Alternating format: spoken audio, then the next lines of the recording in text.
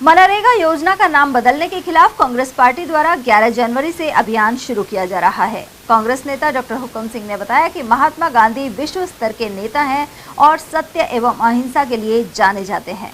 इसके बावजूद मौजूदा सरकार ने योजना से उनका नाम हटा दिया। इसके अलावा कामों का निर्धारण ग्राम पंचायत की जगह सरकार द्वारा निर्धारित करने का प्रावधान भी गलत है। इसके अलावा योजना में राज्य सरकारों पर 4 गुना भार डाल दिया गया है। ऐसे में यदि राज्य पीछे हटे तो योजना फ्लॉप हो जाएगी। सर, मनरेगा को नाम बदला है। कांग्रेस के लोगों में, आम जनता में, गांधीवादियों में खासी नाराजगी है। कांग्रेस पार्टी 11 जनवरी से आंदोलन शुरू कर रही है। आप कांग्रेस के वरिष्ठ नेता हैं, क्या प्रतिक्रिया आपकी? देखिए, मनरेगा भारतीय राष्ट्रीय कांग्रेस जो पार्टी है उसका अधिनियम है, उसका एक्ट है। 1905 में भारत सरकार ने इसको लागू किया था। महात्मा गांधी राष्ट्रीय रोजगार गारंटी कार्यक्रम है ये, लेकिन समझ से बाहर है कि वर्तमान सरकार को, केंद्र सरकार को इसमें बदलाव की क्या आवश्यकता पड़ी। भाई, जबरन किसी बात को छेड़ना मैं समझता हूं बुद्धिमानी का काम नहीं है।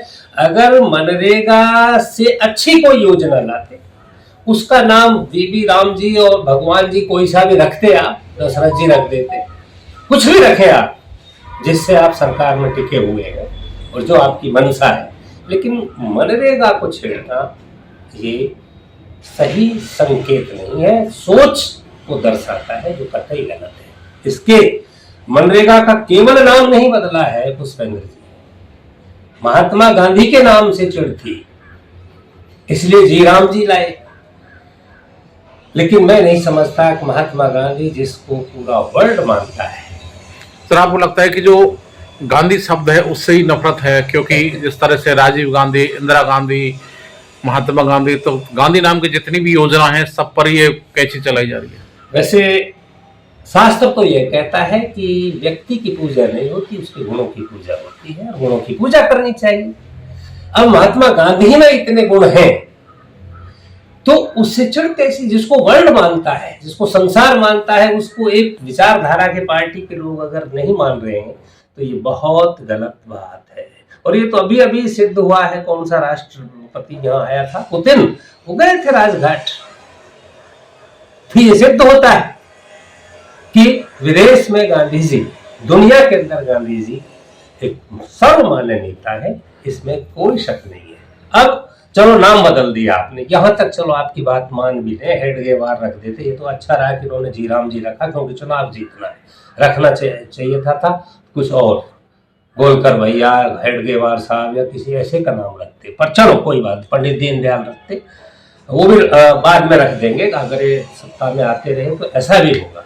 लेकिन इसमें मूल बात यह है, पुष्पेंद्र जी, आपके चैनल के माध्यम से मैं ये कहना चाहता हूँ कि पहले 1905 में जो ये एक्ट भारत सरकार ने, कांग्रेस सरकार ने बनाया था, उसमें ये था कि 90% हिस्सा केंद्र देता था और 10% हिस्सा राज्य सरकार देती थी। अब देखिए, इन्होंने मूल को बदला है। अब 60% हिस्सा केंद्र सरकार देगी और 40% हिस्सा राज्य सरकार देगी। सवाल मेरा यहाँ ये है कि जिन राज्य सरकारों के पास पेंशन के लिए पैसा नहीं, गरीबी उन्मूलन के लिए पैसा नहीं, दवाइयों के स्वास्थ्य पर खर्चा नहीं हो रहा, शिक्षा की पूर्ति नहीं हो रही, वो मनरेगा की पूर्ति कहाँ से करेंगे? ये आर्थिक दबाव राज्यों पर डाला गया, जो मैं समझता हूँ जब दबाव, राज्य सरकार के पास पैसा ही नहीं होगा तो मनरेगा कहाँ से चलेगी? अर्थात स्वरूप को बदलकर उसको नष्ट करने का ये इरादा है, जो सीधी गरीब पर चोट होगी। बिगड़ेगा किसका? गरीब का, जिसको 100 दिन रोजगार मिलता था, जो बेरोजगार है उस पर ये सीधी चोट होगी। इन बड़े लोगों का कुछ नहीं बिगड़ेगा। ये पहली खामी है इसकी।